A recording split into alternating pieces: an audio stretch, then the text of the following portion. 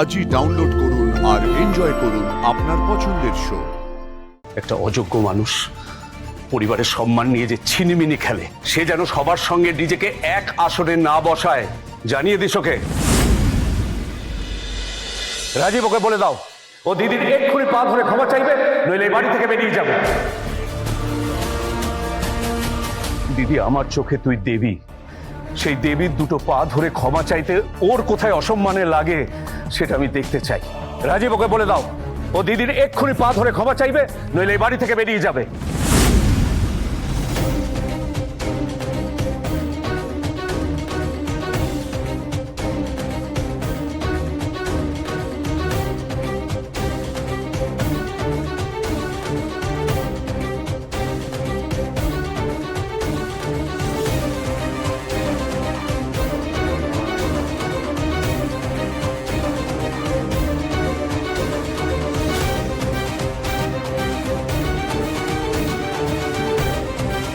Sir,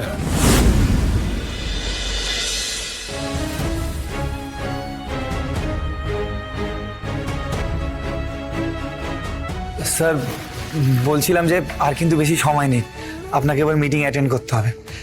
central home মিনিস্টারের সঙ্গে আপনার ভিডিও কনফারেন্সের টাইম হয়ে গেছে। থ্যাংক ইউ, মনে করিয়ে দিলে। একটা কাজ করো তো, মণিকাঞ্চনবাবু বাইরে ওয়েট করছেন। আজ বাড়ির মেয়েরা যে শাড়ি গয়না কিনেছে তার বিলটা চেক করে রাজীবকে দেখিয়ে পেমেন্টটা করে দাও। Okay sir. ম্যাডাম, আমি মণিকাঞ্চন বাবুকে পেমেন্ট করে দিয়েছি, আপনাকে নিয়ে যাও। আপনি আর এখানে দাঁড়িয়ে থেকে সময় নষ্ট না করে তাড়াতাড়ি যান, রেডি হয়নি। কিন্তু ম্যাডাম, আমার কাছে কিন্তু বেশি সময় নেই, আপনি প্লিজ তাড়াতাড়ি যান, রেডি হয়নি। আরে ম্যাডাম, আপনি তো আমাকে ফোন করে বললেন যে আপনি বন্ধুর বাড়ি যাবেন, আপনাকে নিয়ে যেতে। আমি তো আপনাকে তখনই বললাম ম্যাডাম যে স্যারের কাজটা সেরে দিয়ে আমি আপনাকে নিয়ে যাব। আপনি আর এখানে না দাঁড়িয়ে তাড়াতাড়ি যান, রেডি হয়নি, নাহলে কিন্তু ফিরতে লেট হয়ে যাবে। হ্যাঁ হ্যাঁ, আমি তৈরি হয়ে নিচ্ছি।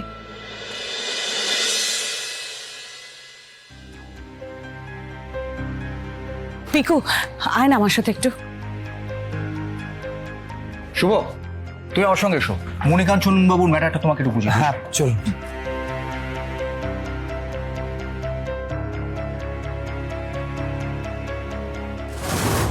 দেখলে মা, দেখলে ওই শুভ শেষ মুহূর্তে এসে আমাদের প্ল্যানে কিভাবে জল ঢেলে দিল। শুধু দেখলামই না, অনেক কিছু বুঝলাম। খুব বার বেড়েছে এই শুভ। এবার ওর ডানা ছেটে ফেলতে হবে, চোখে চোখে রাখতে হবে ওকে। ওর শাওন ম্যাডাম করা বার করছি আমি।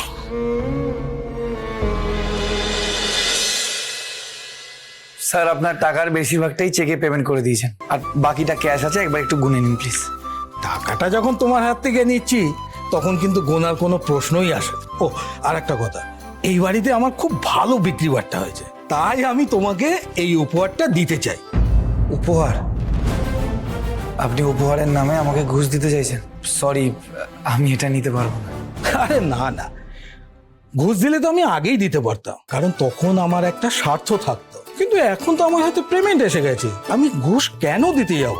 আমি তোমাকে তোমার সেদিনের সততা এবং খাটনির পুরস্কার হিসেবে এই উপহারটা দিতে চাই।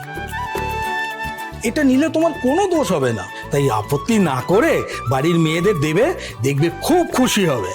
নাও, ধরো ধরো। আচ্ছা ঠিক আছে, আমি আপনার এই উপহার আপনার আশীর্বাদ হিসেবে নিলাম। আচ্ছা ঠিক আছে, আসছি। হ্যাঁ হ্যাঁ।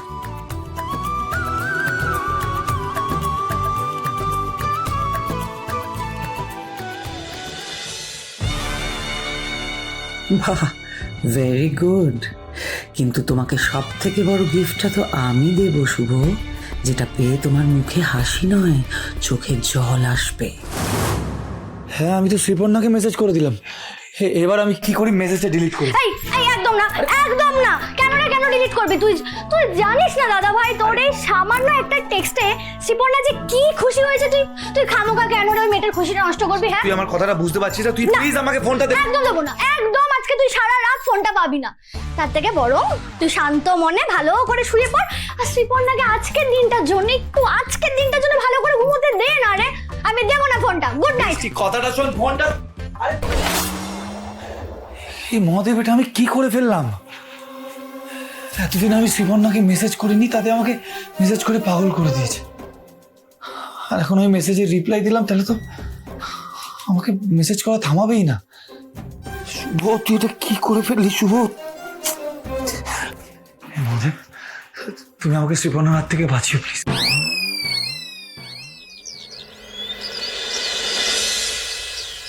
স্যার, আপনি যে রেকর্ডগুলো বার করে রাখতে বলেছিলেন সেগুলো সবই ফাইলে রেখেছি। বক্সে পৌঁছে আমাকে মনে করাবে, আমি এই ফাইলটা সই করে দেবো। আজই কিন্তু এই ফাইলটা মুখ্যমন্ত্রীর দপ্তরে পৌঁছতে হবে। Okay sir.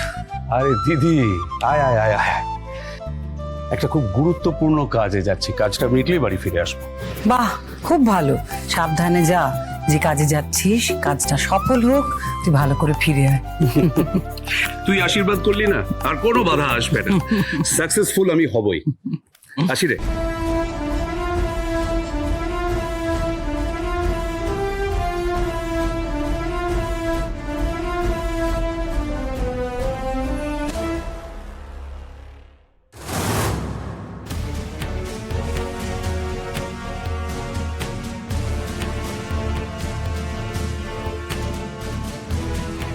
দিদি, আমি যখন কোনো গুরুত্বপূর্ণ কাজে বেরোচ্ছি সেই সময় গুরুত্বহীন কোনো মানুষের মুখ দেখে আমি বাড়ি থেকে বেরোতে চাই না।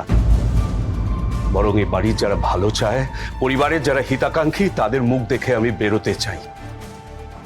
একটা অযোগ্য মানুষ পরিবারের সম্মান নিয়ে যে ছিনিমিনি খেলে, সে যেন সবার সঙ্গে নিজেকে এক আসনে না বসায়। জানিয়ে দিস ওকে।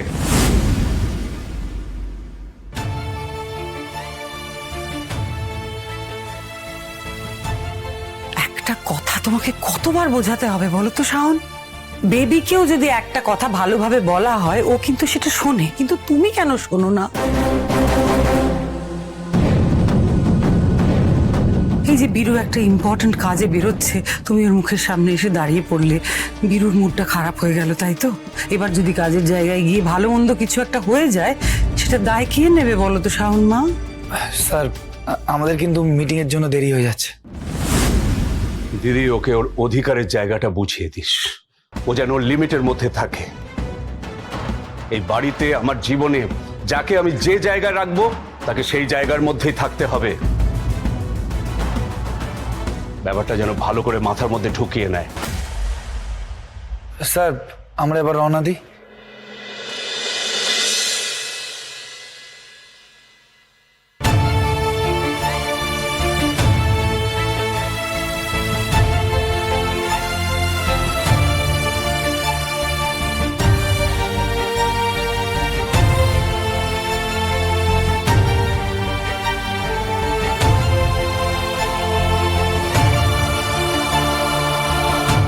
তুমি কি এখনো বুঝতে পারছো না যে তুমি এই বাড়ির কেউ নও? তুমি কি এখনো এটা বুঝতে পারছো না যে তোমার জন্মই এই পরিবারের জন্য সমস্ত অভিশাপ বয়ে এনেছে? তুমি শুনলে তো তোমার বাবার মুখে কত বড় অপয়া তুমি। আজ তোমার এই অপয়া মুখটা দেখে আমার বীরু বাড়ি থেকে বেরিয়েছে। ঠাকুর, আমার ভাইটার কোনো বিপদ যেন না হয়।